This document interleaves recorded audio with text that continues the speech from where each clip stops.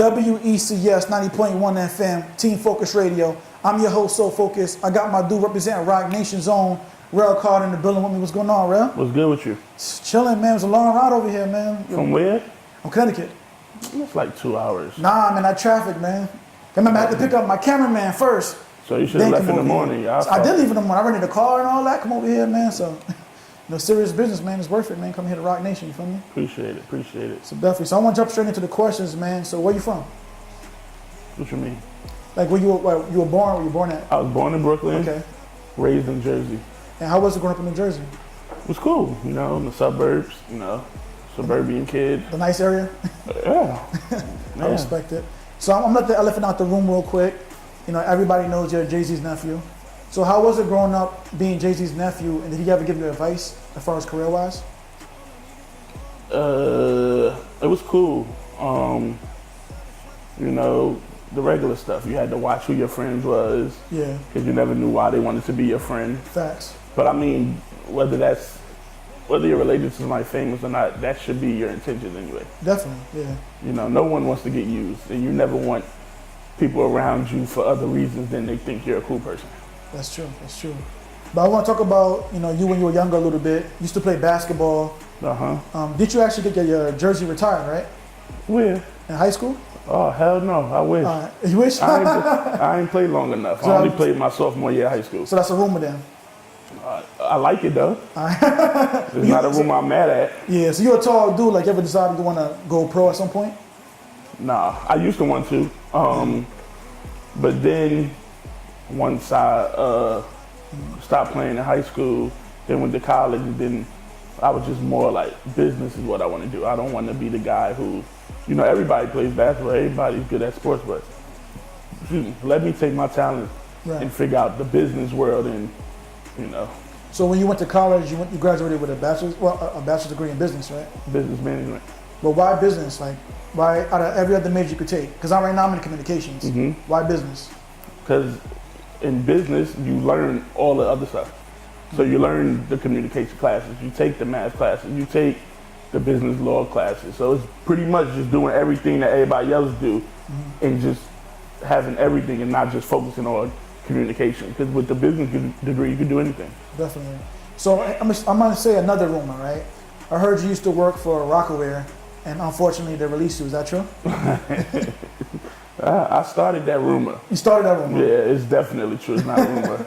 100%. So how does that happen? Because naturally you will think, like, how could Rel Carter get released from Rocawear? Man, it doesn't matter. That's what people think. They think that my spot is solidified. Like, oh, you're the nephew, you're good. That's not true. I could get clipped too. It was a recession. They like, we the people that don't matter the most. We're the paid interns. Yeah. Get them the fuck out of here. Yes, you're also you're A&R, one of the A&Rs for Roc-Nation. So how was that process going through that? You interned here first? I did. I interned here for a summer.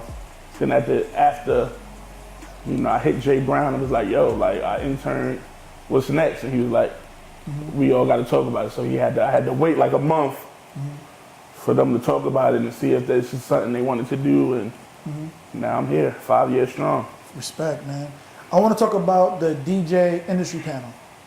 There was a line full of DJs that were just giving advice to people. I seen you online, man. You forget it? Where? Yourself, Sway in the morning. Oh no, that wasn't. Oh, the Nerve DJ. The Nerve DJ. Oh, okay, yeah.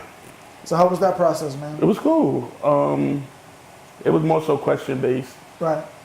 From people that actually wanted to learn something. Right. It was I think it was a dope experience. So you're a DJ, right? I'm not a DJ. I'm a guy that facilitates music. I don't call myself a DJ. I literally just started DJing for fun. Wow. So then people wanted to start paying me for it. I'm like, okay, but it's the last thing in my life. Like, I don't even do it that much to say I'm a DJ. Yeah. Gigs come around, but I'm more focused on business as opposed to being a DJ. What was the first time you ever DJ'd? Like, how did that happen?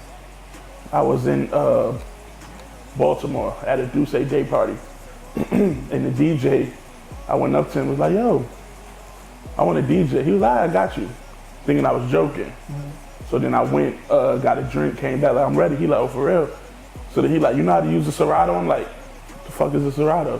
He like, this board. I'm like, no. So he just showed me the basics right there, and I probably did like a 30-minute set. And then from there, people was coming up like, yo, that set was dope. See, I always knew, in my mind, I just always knew the right music to play. So that's what really wanted me to like, because I've been to so many parties, and I'll hear somebody play a Future song, and then the next song they playing Katy Perry. I'm like, that don't even match. Like, what mood are you in that you could go from Future to Katy Perry? Right. So I always just knew that I had, even from making playlists and doing things like that. So I was just like, you know what, let's try it. And then I started, what really had me do it was I used to play off my laptop at my grandmother's cafe, because she used to have this karaoke night every Friday. But once the karaoke DJ left, it was radio silent. So I used to just bring my laptop and just play music, and just seeing the reaction to the crowd. And you could, when you think about it, you can really control someone's mood based on the music you play. Yeah. And that feeling is like unmatched. You could make somebody happy, or have them reminiscing like, damn, I remember when this song first came out, or damn, I miss my mom, or shit like that. Yeah. It's just like a dope feeling, and I enjoy it. I do it for fun. I wouldn't call myself a DJ. Yeah. I want to talk about Carter Wisdom Management. How did that come about? So when I graduated, I couldn't get a job. So I even hit my uncle, was like, yo, you know, I graduated, I need a job. He was like, I can't help you. You gotta hit the ground running. Right. So I'm just sitting there thinking, I'm like, when I first graduated, I wanted to do hotel management. But then as I'm sitting in my room, and I'm back home now, sitting in my room, I'm like, yo, what am I passionate about? And I was like, music. Music is just a passionate thing. Me and my homeboys argue about music all the time, laugh at music, listen to new music. So I called my best friend, like, yo, bro, we should do a management company. He's just down for whatever. He's like, yo, let's do it. Right. So Carter Wisdom Management, I came up with the name based on the meaning. Like Carter, wisdom means smart, but it just so happened that wisdom is also my best friend's last name. So that's how we came up with it.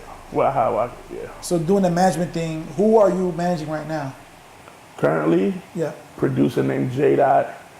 There's some other things I got in the work that I don't want to let the cat out. And for Roc-Nation, I handle the management for the producers that we got signed, and also do day-to-day management for Tiwa Savage. For the person that you chose, why did you choose that person specifically? Who? To manage. Who, J-Dot? Yeah. Because he was, at the time when we started, he was the dopest producer that we knew. But it wasn't just that he was the dopest, like, it wasn't like, oh, line up 10 producers, they all terrible, but he's the nicest one out of them. No, he's really good. Wow. And we grew up together, and I'm just like, yo, bro, like, who else to win with other than the people you know? Definitely. So I was sitting down one day watching TV, and there's a show called First Family of Hip Hop. And I see Lady Luck on there, and then you pop up on TV. So my question to you is there any chance of you ever doing reality television one day or getting involved with it? I mean, anything's possible. We got some things in the works now that I don't want to, can't really speak on yet until it comes to fruition, but look out for it. Should be good. Definitely. That's actually the first time I actually really know about you from reality television, so I think it's a great idea in my opinion. So you also do a podcast. So who do you work with on the podcast? Me, Memphis Bleak, Brian Axelrod, and then Jonathan Minna produces it. So the process of doing the podcast, are there anything specific that talk about? Is it music, or what do you talk about specifically? We don't talk about anything specific. We drink, and whatever comes out, comes out.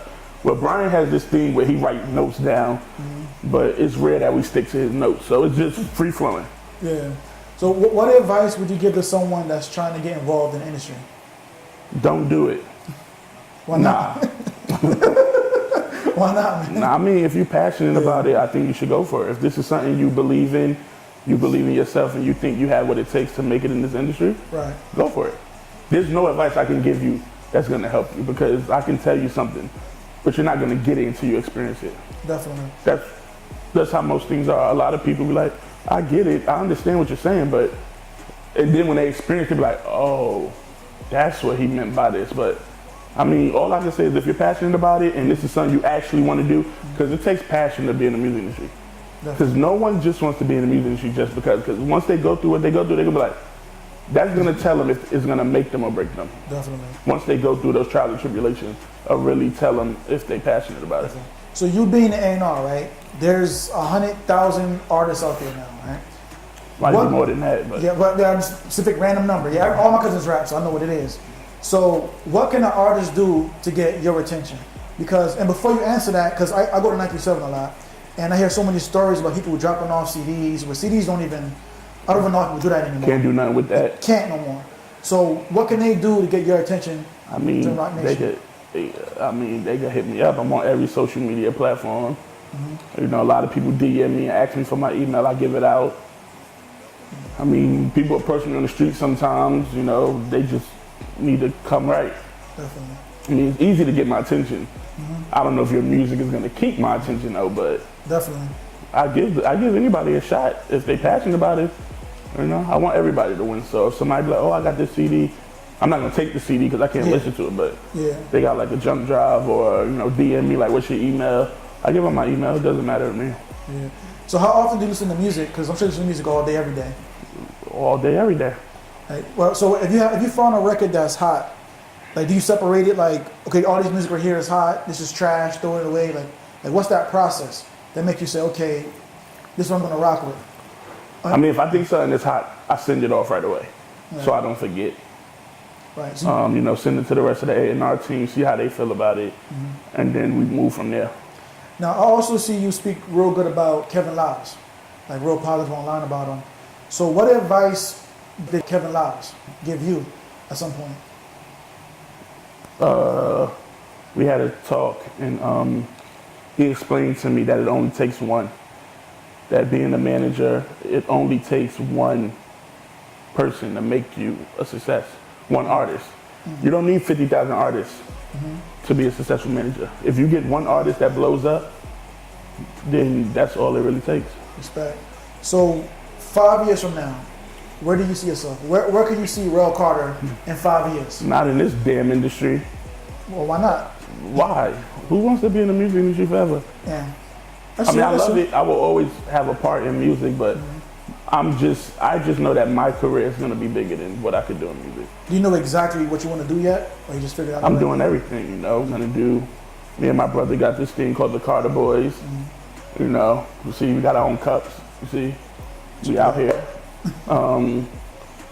We throw events. Gonna do some TV stuff.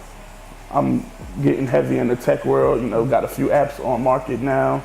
Working on some other stuff. I'm not gonna pigeonhole myself and say I'm gonna do one thing when that's 5 years. You can do a lot in 5 years. Definitely. And I'm gonna make sure I do whatever I'm interested in, or at least give it a try. Do you think it's a good idea for people to go to college? Because a lot of times I always hear stories about people being successful without school. Me personally, it's working for me, in my opinion. But do you think it's for everybody? I don't think college is for everyone. I think you as a person, as an individual, need to figure out what's your plan. Absolutely. Because you'll be damned if you go to college, get all them student loans, and then be like, imagine going to college for 3 years. Yeah. You rack up all these student loans. Then the 4th year, you realize, I don't need this shit. You're gonna be pissed. Yeah. So I feel like before you decide to go to college, I feel like a lot of people go to college and do things for their parents or because people around them is expecting them to. Yeah. But I always feel like, you have to do what you love. Definitely. Because I feel like those people, they're gonna love you regardless. So if my mother tell me, Jarrell, you're going to college, I'll be like, no, I'm not. You think she's gonna not love me anymore? She's not gonna talk to me? No. Because you have to make it right now. If you don't go to college, you have to make yourself successful. Yeah. Because now you're gonna look like, you ain't go to college though. But no, I don't think college is for everyone. I went to college. I enjoyed it. But I also know other people who didn't go to college. Definitely. Who are also very successful. So. Definitely. So if you weren't doing what you're doing right now, what do you think you'd be doing? I'll be a pimp. It's like, nah. If I wasn't doing what I was doing right now, I don't know. Honestly, because I could see myself doing, the thing is, me doing the music has introduced me to all the other avenues that I'm in now.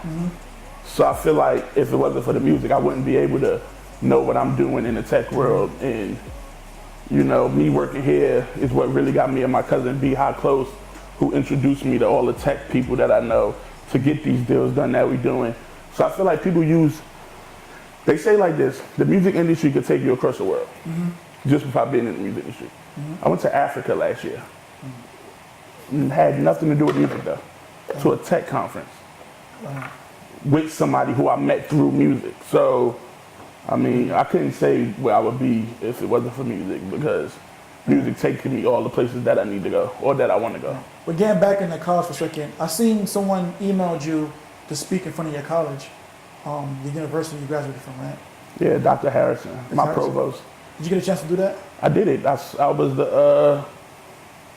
was a guest speaker at the graduation, not this year, the year before. So how wordy was that, man? It was actually cool. It's so crazy because she just called me the other day, and now she wants me to like be a part of their nonprofit fund, like the people that raise the funds for scholarships and all that shit. She wants me to sit on the board of a new program that they're initiating. So they love me over there. I don't know what I did to them people, but I like it. I respect it. So for the people out there that want to get in contact with you, how can they get in contact with you? Rel Carter on Instagram or Twitter. No Facebook? I don't use Facebook like that. I don't use Twitter like that. So if they want to find me, they can find me on Instagram. IG. I'm active on Instagram. Only way you'll see me on Twitter is if I post something from Instagram and hit the Twitter button so that it goes to Twitter. You're not going to catch me on Twitter retweeting and tweeting people. I might retweet here and there, but I don't tweet like, hey guys, how's it going? No. Yeah, definitely. So the best way to reach me is Instagram. And then we can take it from there. All right, so here's another question. Being in the industry, right? You see a whole bunch of beautiful women. Who would you say is like the most baddest chick in the industry that you saw so far? You try to get me in trouble. You don't got to answer. I don't want you to I got a whole girlfriend. Oh. Nah, I can't answer. Who's the baddest in the industry that I've met? Yeah.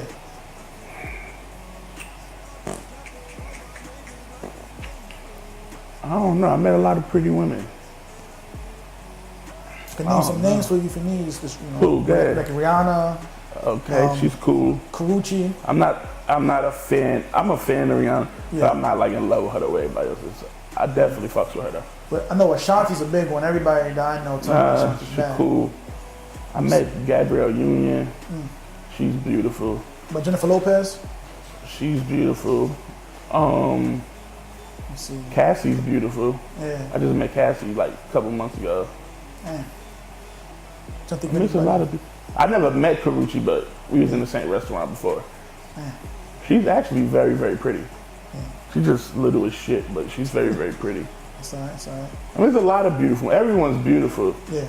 You trying to get me in trouble, man. It's all on you, man. But I guess we're going to call it right there, man. You know what it is, man. Team Focus Radio. I'm your host, So Focus. Make sure you hit me up at So Focus of Life. I'm here with my dude, Rel Carter. Shout out to Panama, too. Hit me up at So Focus of Life, man. We here at Team Focus Radio. Shout out to Roc-Nation. Rel Carter, again, much love. Oh, yeah, shout out to my dude, M-Rap. TheWhole50.com for showing me love, 937. That's what it is, man. We out of here. Let's get it, Roc-Nation. Yeah. Like it's Mexico, bet I let it go. Put that on my son, it only just take once. Tell me just once, bitch, it only take once.